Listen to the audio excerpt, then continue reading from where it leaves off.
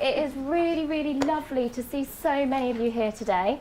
My name's Emily David and I'm the lead clinical psychologist for Hampshire Eating Disorder Service. And I'm John Hayward. I'm one of the senior nurses in the Eating Disorder Service. And this workshop is around boosting body image and self-esteem in our young people. It's quite a tall order to do this in 45 minutes, so it's a bit of a whistle-stop tour. We have got quite a lot to get through, but please feel free to kind of interrupt, ask questions, and if we can generate some discussion, that's also really positive. So what we want to do is we just want to start by a little quick quiz just to set the scene, set a bit of a context. So what I'm going to do is I'm going to read out the question, and then if you think it's A, just raise your hand for A. If you think it's B, raise your hand for B, and if you think it's C, just raise your hand for C. So our first question then is, what percentage of UK women aged 16 to 24 are overweight? Do we think it's A, about 10.5%? B, 22.5%? Or C, 32.8%? Okay, the answer is actually C. Can you read this one? Yeah. What percentage of UK men aged 16 to 24 are overweight?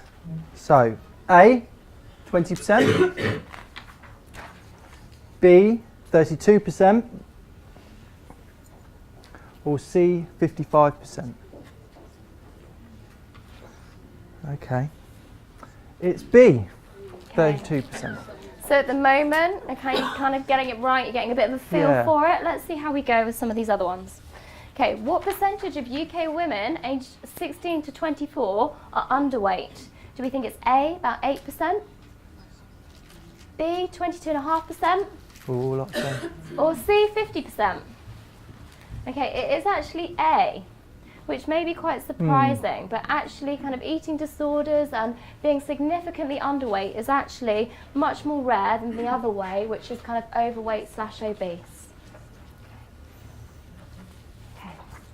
Right. So what percentage of UK men are, same question, 16 to 24, underweight? So 6.1, A?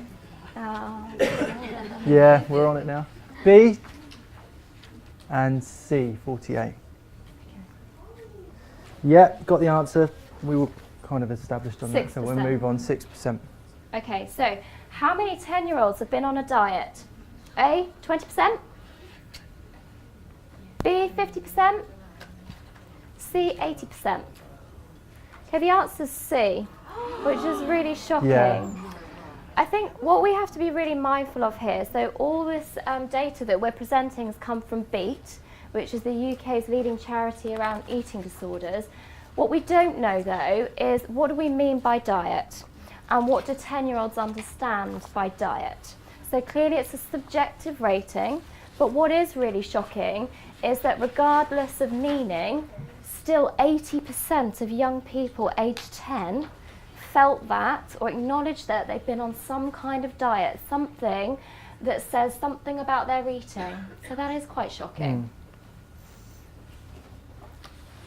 So how many children leaving primary school are overweight? So A, 1 in 3, B, 1 in 5, lots of hands, and C, 1 in 10. And the answer, what's the answer? Oh no, I'm on the wrong one. You're on the wrong one. B. 1 in 5. 1 in 5. But again, that's actually quite a shocking statistics. If you think about the number of young people in any one class, so 25 to 30 maybe in a primary school class, and then you multiply that across a year group, and that's just one school. And within Hampshire alone, I know that we have got hundreds of schools. That's an awful lot of young people that are leaving primary school overweight and potentially having health conditions associated with that, and also kind of their self-esteem and confidence. That's a lot of young people. Okay, what percentage of girls aged 15 to 17 want to change at least one aspect of their physical appearance? So we've got A, 50%, B, 70%, C, 90%. Okay, yeah, it is 90%. No surprises there, but actually take a minute to reflect on that statistic. 90% of girls aged 15 to 17 want to change at least one thing. Now bear in mind that young people haven't finished developing physically, developing emotionally, developing kind of cognitively, yet they still want to change something, at least one thing. I personally think that's really sad and really shocking. So although kind of we're all agreeing, we kind of knew the statistic, when we actually think about what that means for our young people, and again, if you think about the scale and sizes of your average secondary school, that is a scary amount of young people that are not happy with themselves. So what percentage of male teens think about their appearance more than 5 times a day? A, 5%, B, 10%, and C, 30%. Yeah, 30% of males think about their body more than 5 times a day. And again, like Emily said, if put that like 5 times a day over the course of one day that males are thinking, and that's teenage boys. And actually, if you think about, like we talk about development, teenage boys develop a lot later than teenage girls as well, so they've got a lot more growing and developing. They're going to be developing up to their 20s, and they're already body image and got concerns. You know, and actually we're thinking about 15 to 17 year olds or kind of teenagers. They've got exams, they've got kind of thinking about their future, but if you're thinking about your appearance and you're tied up, and I guarantee that actually it's not just thoughts about their appearance, it's like to be worries about their appearance. There's an awful lot of thinking space that's dedicated to that stuff rather than the stuff that's important and meaningful. Okay, so what percentage of male teens acknowledge using muscle enhancing substances? So things like steroids. So A, 2%, B, 5.5%, and C, 10.5%. It's C, is 10.5%, which is, for me, just horrifying. Thinking, where do our teens even get access to this? How do they even know that this is something that they can do? How is it regulated? How is it safe? So it starts to become really scary. I think everybody in this room probably knew walking in that body image and self-esteem is an issue for young people today. But when we kind of get down to the nitty-gritty about what that actually means and what young people are doing, it suddenly becomes actually a really serious issue that we do need to sit up and take notice to, which is why we're here today talking to you about it. And that kind of leads us on to, why is this important? Body image alone, self-esteem alone, is not a mental health difficulty. But without shadow of a doubt, having low self-esteem, having poor body image, absolutely impacts on a young person's resilience, their emotional well-being, and we know that those are real triggers for developing mental health difficulties. Things such as anxiety, low mood, or even eating disorders, episodes of crisis, self-harm, suicidality. Yes? Would you include gender dysphoria? Absolutely. Yeah. Absolutely. So, and actually some of these statistics here, can people see right at the back, or do you want me to read some of them out? You can see? Yeah? You know, kind of 7 in 10 girls believe they're not good enough and don't measure up in some way. It's really sad, and it impacts on things like education, attending school, engaging in hobbies and interests. So suddenly, although we're all familiar with the concept that, people don't feel good about themselves, has some really shocking impacts for young people. I kind of included at the bottom here, the top wish among all teen girls is for their parents to communicate better with them, and that includes frequent and more open discussions and conversations. We're going to come back to that, but I think this is really important because in our work, we often talk to teachers and parents and carers who are not necessarily dismissive, but are quite au fait with the concept of body image and that just being a phase through typical adolescence, and can often, without meaning to, really minimise some of this stuff. So you've got spots, everybody gets spots. Oh, you don't feel good about yourself, you'd like to be slimmer, you'd like to be fitter, you'd like to be more toned, you'd like to have more muscles. But because we're so saturated by that in our culture, in our society, we can really forget about the kind of impacts it has on our young people and their kind of mental resilience, their emotional well-being. So that's why it's important for us to talk about and really understand how serious it can be. We do the sticking plaster as parents and as carers. We kind of say, oh no, don't worry about that, you're fine. Or, oh, you'll get spots, they'll clear up. And in a way that's not really supporting that young person. All you're doing is saying, well, you're kind of putting the message, well, don't worry about it, it's okay, it'll be fine. And actually sometimes that cannot be validating for a young person with their concerns. And again, here we've talked about things like self-harm, bullying, smoking, drinking, disordered eating. It can be a real trigger and a real funnel for some really maladaptive, unhelpful behaviour. So it's just being mindful that what seems like a small thing or something that impacts so many can be really serious.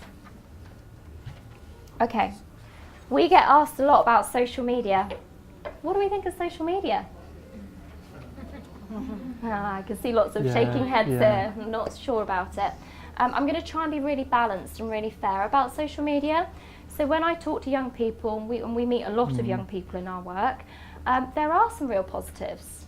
It's a great way of feeling heard, feeling listened to, feeling connected. There's forums and platforms where they feel included when maybe in their everyday life they don't have those connections. If you're a young person at school, you are lucky to have genuine friendships and form genuine friendships, because actually you're put in a class of a random 30 people. You know, what's to say that you've got genuine kind of connection or things that hold you with those people? So it's not until we get to adults and we can kind of choose our pathways, choose our social groups, where we feel connected and feel part of something. Young people often don't, but they reach out and they find those communities and those forums online.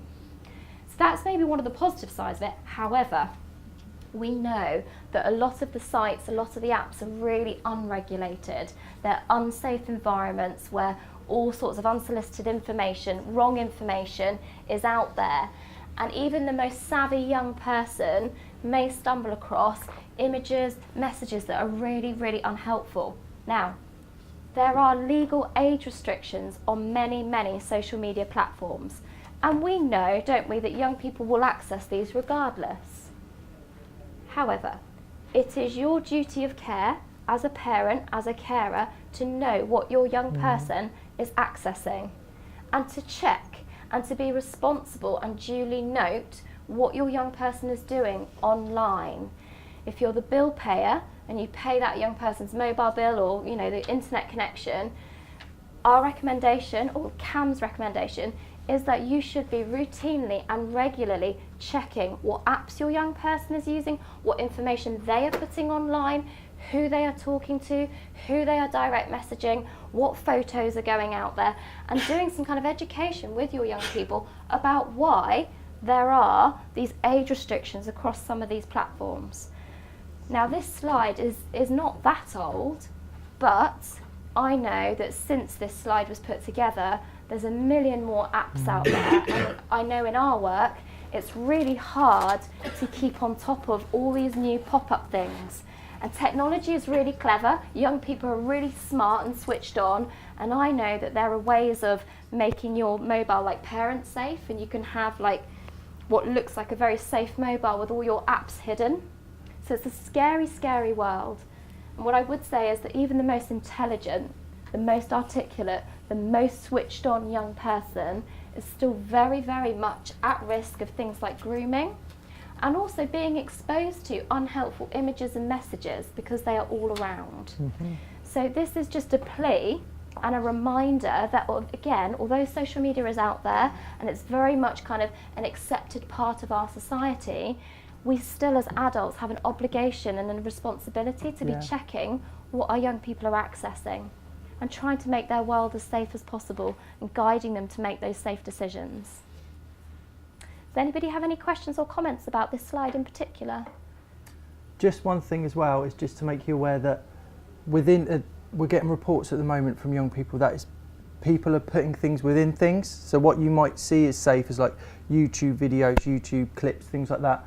They're clipping bits in of clips, so it might be something that looks really like pictures of kittens flash up, and then all of a sudden it will click into something that's a lot more sinister. So it's just to be mindful that even though we're leaving young people to kind of watch YouTube or be in their room. They're going to be doing all sorts, but just to try and be mindful and educate them that things can still come out of things that don't look that sinister. Yeah. Is this information shared with young people within the schools as well? I'd like to think so. Hopefully. I think a lot of schools are really proactive in terms of Yeah. sharing information about these things. Yeah. Yeah, I'd like to think so. Okay, I'm just going to show you, because if we haven't hammered it home enough, we're really going to tell you about this. So before I play this, I'm just going to say that I was driving along in my car fairly recently, and I nearly crashed my car when this came on the radio, because it's quite a different ad. We're used to ads being kind of noisy and buzzy and music and background. This is really different. So, but I think it illustrates the point really nicely. And this is where I pray that technology doesn't let us down. The more someone makes you think about your body, the harder it becomes to ignore. Take breathing. Usually, breathing is so effortless, you don't give it a second thought. But now that I mention it, you notice you're doing it consciously. You're in control of every single breath. You've been breathing in and out without thinking about it. In and out. Now you're keenly aware of every single breath you take, and you're breathing differently because you're paying attention to it. A few seconds ago, you didn't give any thought to how you breathe, but just one message made sure you can't stop thinking about it. Now imagine the hundreds of messages girls are exposed to every day, subtly changing the way they think about their bodies. See how you can help with the Dove Self-Esteem Project, selfesteem.dove.co.uk. The more someone... Okay. Oh. So you can imagine why I was nearly crashing my car, because it was this big, scary, booming voice, because I have my music on far too loud in my car. But the message is really true, other than the fact they needed to add boys into that as well. We cannot neglect them. They are just as vulnerable in terms of what they're exposed to and how it makes them feel. And actually, we will talk a little bit later about Dove's resources, but I think it just really brings home, yeah, you're right. Actually, even in our subconscious, things like radio or TV adverts, or yeah, you're watching something online and then there'll be a quick advert that comes in. We are exposed to these messages all the time. And I just want to show you this as well. This is a really super powerful video, and we do a lot of work in schools around body image, self-esteem. Please, if you work in a school, come and grab me and I'll talk to you about the work that we do within schools, and we show this video. Sorry to interrupt you. Yep. Is that to the children? Yes. Do you present it to the teachers as well? Yep. Separately? No, together. Okay. Okay.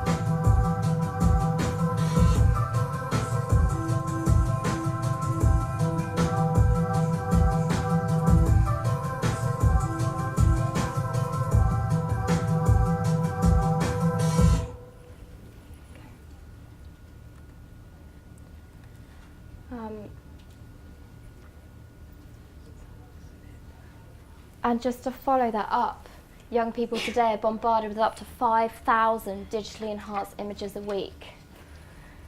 It's quite a powerful video. When I do this workshop and talk to young people and show them that video, we're aware that maybe young people aren't buying Cosmo right now, but they are looking at a lot of zines, which are kind of online magazines. And trust me when I say those images are just as heavily edited and photoshopped and filled with adverts for things like makeup and clothes and bags, all things that say this is what you should have to look cool, to look in. And boys definitely are not excluded. When I actually do this with young people, we have magazines there, and get a copy of Men's Health magazine. And I've got a really lovely slide. I haven't got it with me today, but I do show this to young people with Andy Roddick, who's a world-class tennis player, on the front cover. And he's quoted as saying, "That isn't even me. They photoshopped a birthmark out from my arm and given me way bigger muscles." This is a man that is a top-class athlete. He is at the peak of physical fitness, and somebody at Men's Health decided he didn't look quite right and needed to kind of beef him up and get rid of birthmarks.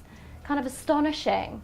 So I'm sorry that was quite woman-centred, but it is really important that we don't forget men and kind of their influences and what's out there. And you only have to flick through Men's Health to see all the inverted A's and the rippling abs and muscles, and it's very much a different focus for men. But we certainly see in our clinic that the males coming through with eating disorders who have very kind of distorted body image and very kind of specific ideals and aims of what they think they should be looking like.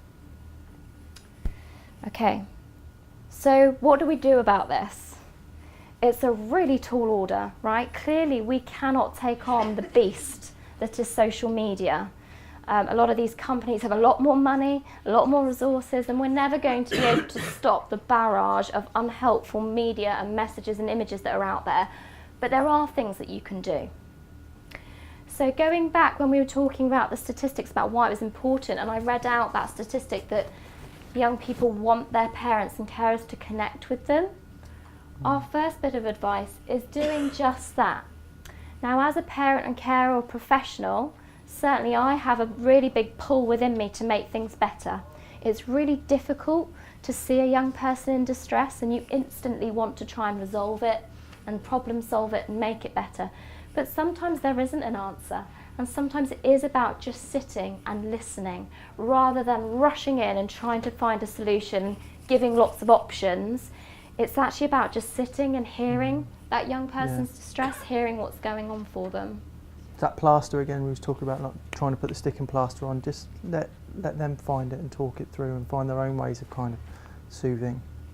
Now, although we've just kind of shown you some stuff about kind of the media and the impact it has, I have to say you can't possibly know what it's like being a young person these days. Life is so different from even 10 years, 15 years ago when even I was at school. The pressures and the demands on young people these days is just astronomical. Not only that, is media is 24/7. You know, before the days of smartphones, if you were being bullied at school, you could come home and home might have been your sanctuary. Now, all these awful platforms where there's a lot of online bullying and a lot of stuff happens online means that it's 24/7. So we can't even pretend to know what young people are going through or what life is like. So I think it's about just trying to hear them and trying to validate their experiences without saying, "Oh, I know what you mean, I know how you feel, I get down days too," or "I worry about what I look like." We're just living in a completely different time right now, and I think that's okay to acknowledge. You don't have to know exactly how it feels, you just have to be willing to listen. This is a really interesting one around family nicknames and name calling, because we all do it, and it's all under the guise of banter.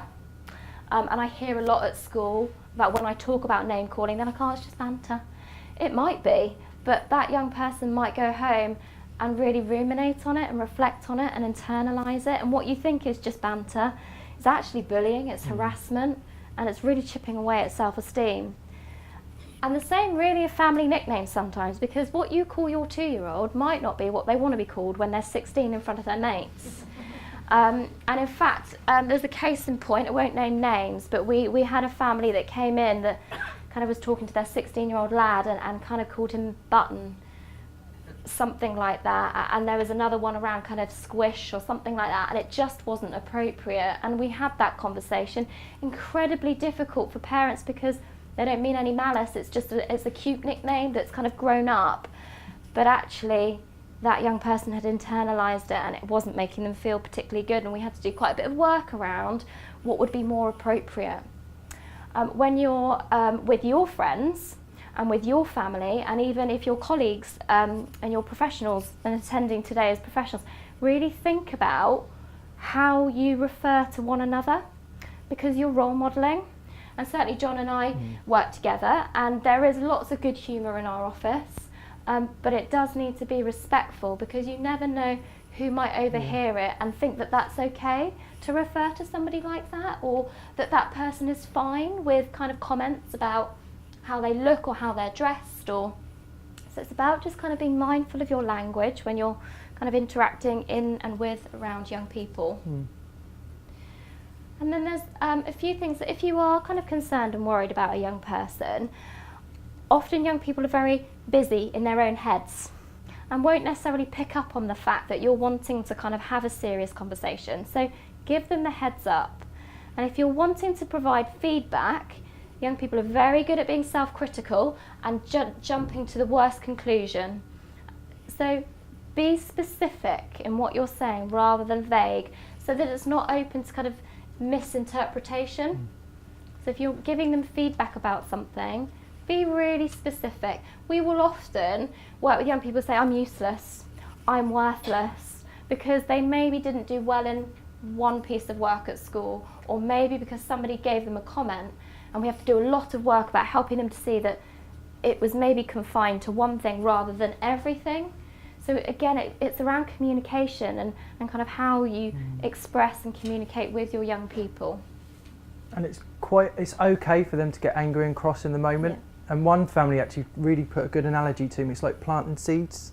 Yeah. So you're going to sow the seeds and plant them, and maybe they won't all grow. Well, they all won't grow probably, most of them. But you're waiting for them to pick the right moment to then look after that seed and plant it and let it grow. So it's just sowing the seeds. So in the moment they might get really angry, out of control, kind of blow up, storm away. But actually they might, as they said, young people are really critical and actually self-reflective. So it will take a little while, and it will just start to sink in, and give them opportunity to say, right, I'm here, you can go, but this is where I'll be if you want to come back and talk about it, and give them the opportunity to come back and talk and be a bit more reflective, rather than kind of running up the stairs after them, because all that's going to do is just create more barriers. I really love this kind of saying that listening to the little stuff when they're little means they'll talk to you about the big stuff when they're older. And I think it's about, we live such busy lives, don't we, as adults? We're often spinning multiple plates, and when you're trying to juggle so much stuff, and your young person's maybe stressing about their hair or their eyebrows or the fact that they haven't got the right shoes, it's really easy to be dismissive. But I think if you're kind of seeing that should be a bit of a red flag, that my young person's feeling vulnerable, they're feeling insecure, and maybe carving out some protected time to kind of try and listen and sit with them and hear some of those insecurities, rather than say, oh, I haven't got time for this, or stop being silly and minimising. I mean, we're all guilty of it, and we can't be there all of the time. But I guess it's just kind of thinking about right at the beginning, when we talked about why this is important, to kind of give it some of your full attention and your time. Love bombing. This is great. Needs audience participation. So when you're thinking about your best friend or people you really kind of love and care about and respect, what springs to mind? What attributes do those people have that you respect and admire? Help me out. Sense of humour. Great. Kindness. Great. Trust. Acceptance. Loyalty. Compassion, thoughtfulness, respect, honesty, non-judgmental. Okay, now one of you has said thigh gap. Yeah. Not one of you has said big muscles. Okay, because actually when we're thinking about human connection and relationship and about what's important, it is about those qualities and those values. Love, honesty, loyalty, respect, compassion, humour, being reliable, being there for you, making you feel good. And so a lot of the work that we do with young people is thinking about values and living your life in accordance with those values. Genuine friends, genuine relationships, they're not going to mind if you have a spot. They're not going to mind if your eyebrows aren't on fleek. I don't know, is that What's something fleek? they say? I don't know. I hear it all the time. On fleek. I don't know. I don't know. I can't get away with that stuff, can I? No. They're not going to care if you're purple with green spots. No. And often what I will say to young people is, when I walk into a room, we can't get away from the fact that you form automatic, instant judgments about somebody.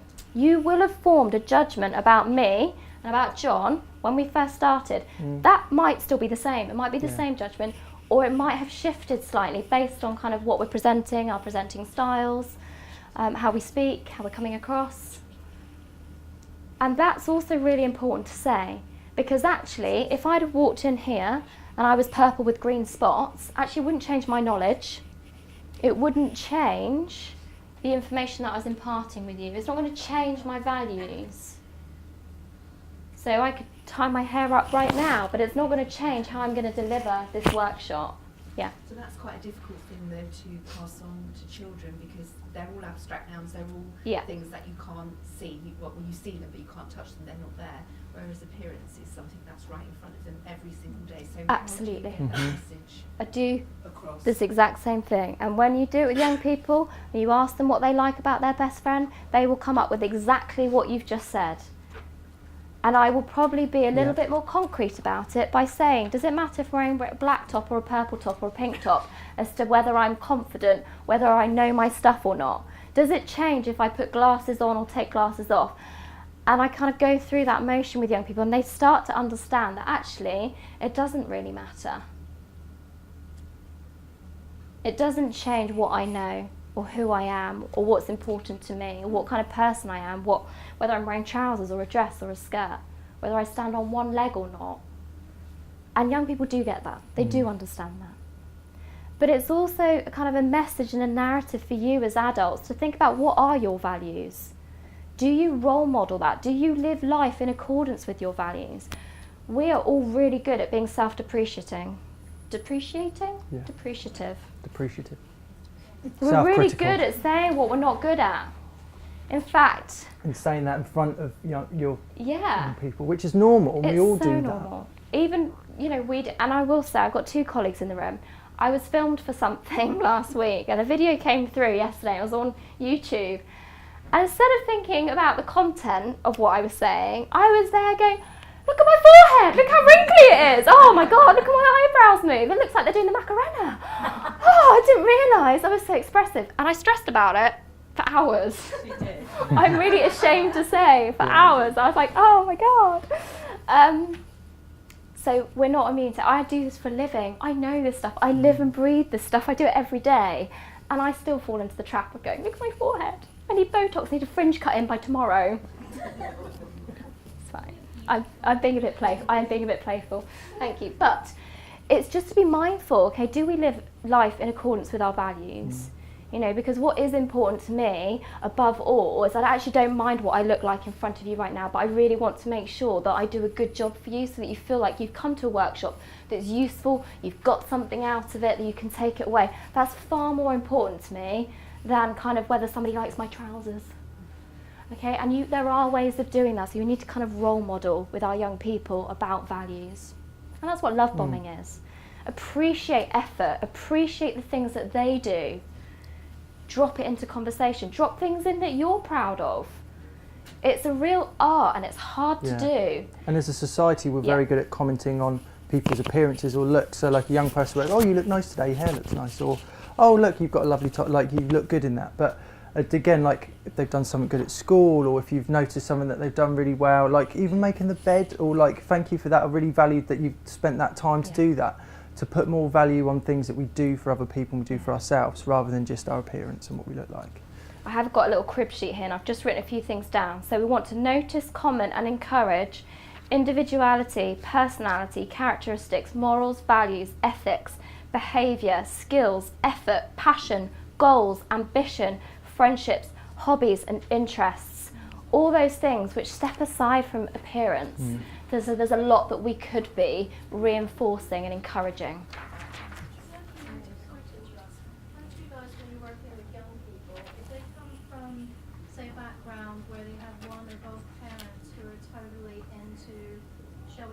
Just those things. Yeah. They can't necessarily step away from that environment, so that must present an extra challenge as well. Yeah, it does. But it doesn't mean you can't do this stuff as well as. So sometimes it's not about eradicating, because that's maybe too big a step, but it's about balance and having this stuff as being just as important. Okay, I'm mindful of the time. So this is a tricky one, fat-free talk.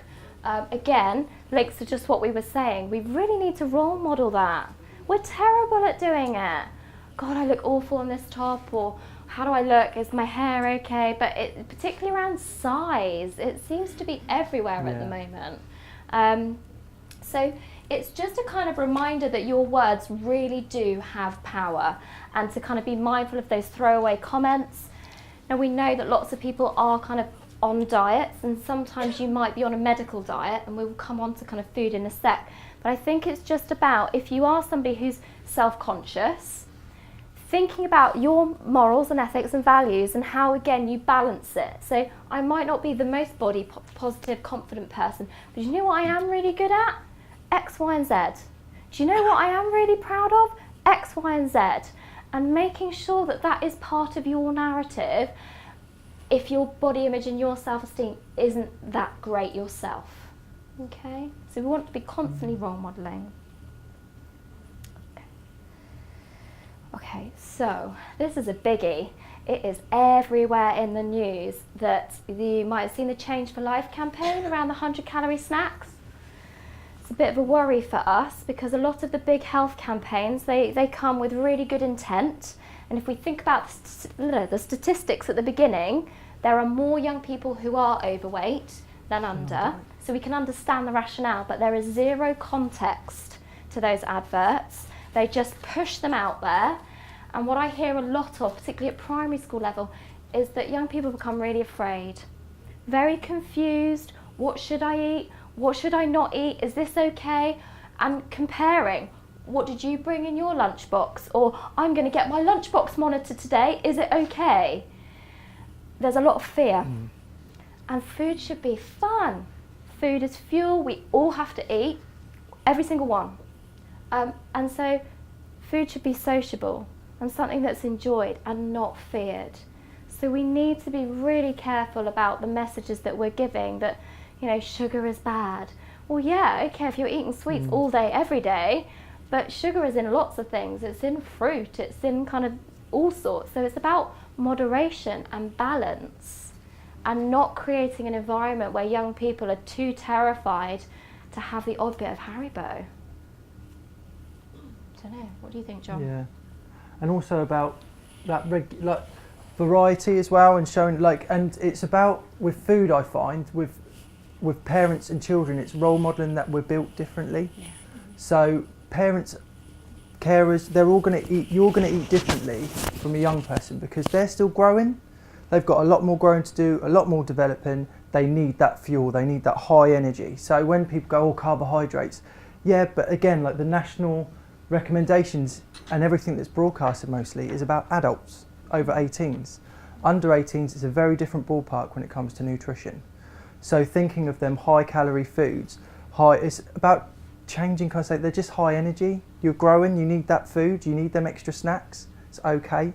But about getting that balance as well. So it's about not having a chocolate bar every time, going for the fruit, but just getting that balance and just saying that we're built differently from you, so it's okay. So like with diets and things as well. And actually on that, I did a quick Google search, right? And this is just very briefly.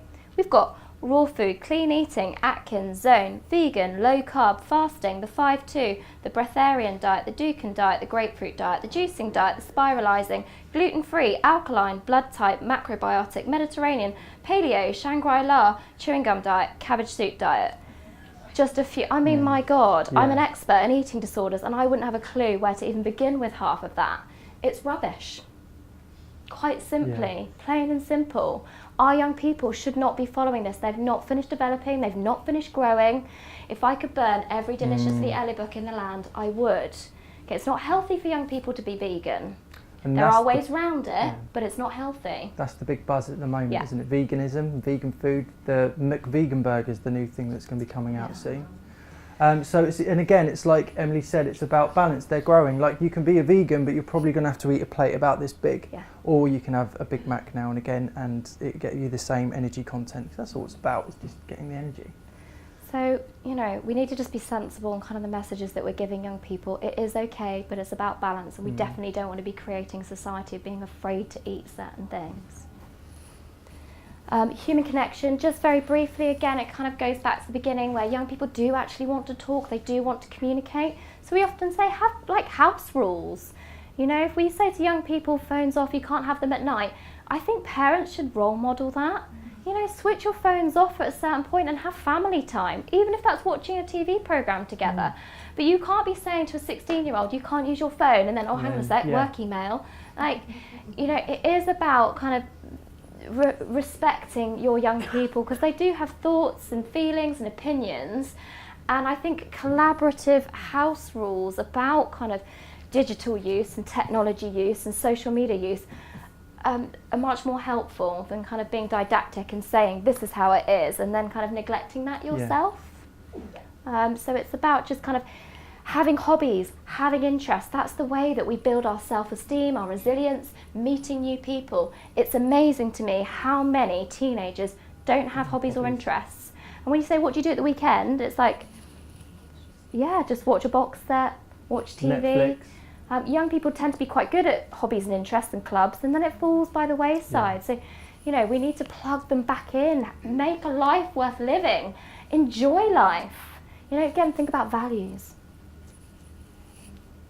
And then our final big plea to you is that, you know, we get one life. Education is super important, but it's not the be-all and end-all. We want our young people to be happy and healthy. There's so much pressure to do well in exams and know exactly what you want to do and the pathway you've got to go down. It's very competitive. You often feel not good enough. I'm the bottom of my class, or I have to work twice as hard as somebody else. And it is about, you know, balance. Have friends. Go out. Do stuff that makes you feel good, that you enjoy. Look after your physical health. You know, do things that boost your self-esteem.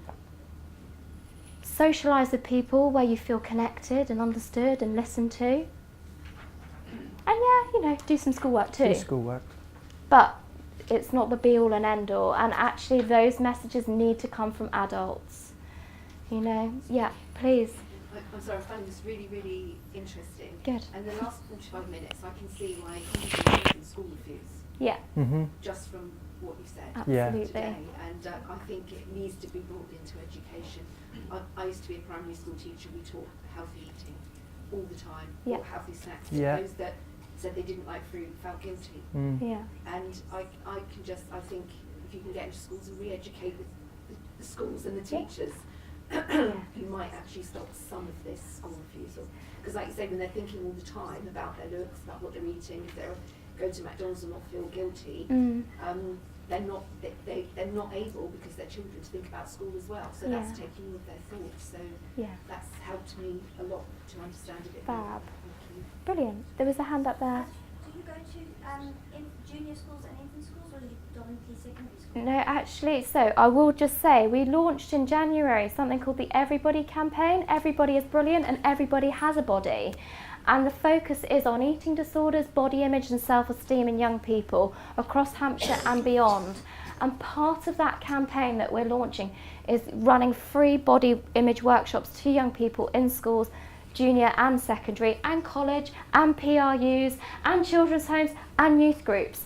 So one of my other kind of hats, as well as sitting within the eating disorders team, is around some of this project and innovation work. I am here all day till about 7 o'clock. So please, if you're interested, come and grab me and I can talk to you about the Everybody campaign, the work that we do in schools, the work that we do outside of schools with parents and carers and online. We have got some amazing, amazing, exciting projects for young people to get involved with that we genuinely, truly believe will help build their self-esteem, their confidence and their body image. So please do come and grab me. I'd love to talk to you. Do you advertise the other things that you're doing? We do. So we have a current website called FitFest, www.fitfesthampshire.com, but we're just about to get a brand new website. I will put all these details up in a second. We also have a Facebook page which is called FitFest Hampshire, and I run that one, and which is ironic because I'm not very good at technology, but try to post a daily thing about what we're doing in CAMHS or a message of positivity, something that's really good for young people, parents, carers and professionals. We're also on Twitter, and our handle is, if that's what you call it, at HANTS, HANTS _CAMHS, CAMHS. So we try and get our messages out. Every event that we do, every project we do goes to every single school in Hampshire, and we do ask for it to go out on parent mail. It is beyond our control whether schools choose to do that or not. I know that most schools that I've got in touch with hadn't heard and it hasn't been disseminated, which is really sad, but there's only so much that we can do. So just finally then, because I'm mindful of the time, where can you go for more information and advice and support? First of all, CAMHS and us, our Everybody campaign. We will happily give you all sorts of resources and information that would be useful. Young Minds have got some useful stuff for parents, as have Family Lives. Dove do some absolutely awesome stuff on self-esteem and body image. They have got some really cool videos. They've done some awesome stuff. Their budget is far bigger than ours. But definitely check it out. They've got stuff for parents, they've got stuff for young people, they've got stuff for schools. Loads and loads and loads of resources. So please do check that out. And it should, I hopefully, be in your information pack on the body image sheet that we've got in there. So I think that kind of draws us to an end of this workshop. Sorry, we could probably talk all day about body image, but we're kind of restricted. Hopefully some of you will come back and hear John and I talk a bit more around eating disorders, which starts at 1 o'clock. But otherwise, have a really good day. Can you please fill out your evaluation forms before you disappear about this workshop and any others that you're attending? Thank you very much.